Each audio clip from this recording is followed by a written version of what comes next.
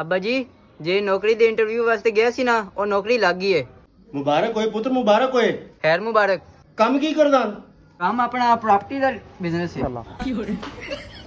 ਅੱਛਾ, ਹਾਂਜੀ ਹਾਂਜੀ ਕਿਤਨੀ ਕੀ ਤਨਖਾਹ ਹੈ ਮਹੀਨੇ ਦੀ? ਜੀ ਮੈਂ ਸਵੇਰੇ ਕੰਮ ਤੇ ਲੱਗਾ, ਸ਼ਾਮ ਤੱਕ 3-4 ਲੱਖ ਰੁਪਏ ਹੋ ਜਾਏਗਾ। ਅੱਛਾ, ਫਿਰ ਤਾਂ ਅਸੀਂ ਅਮੀਰ ਹੋ ਜਾਵਾਂਗੇ।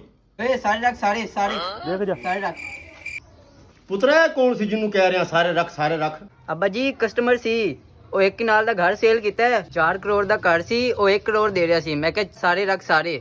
ਅੱਛਾ ਅੱਛਾ, ਹਾਂਜੀ ਹਾਂਜੀ ਚਲੋ ਅੱਬਾ ਜੀ ਥੋੜੀ ਦੇਰ ਬਾਅਦ ਕਾਲ ਕਰਨਾ ਹੈ। ਮੇਰੇ 3-4 ਘਰ ਰਹਿ ਗਏ ਉਹ ਵੇਚਣ ਵਾਲੇ ਇਹ ਵੇਚ ਕੇ ਮੈਂ ਤੁਹਾਨੂੰ ਕਾਲ ਕਰਦਾ ਵਾਂ। ਚੱਲ ਠੀਕ ਹੈ, ਆਪਣਾ ਕਾਰੋਬਾਰ ਕਰ ਤੂੰ।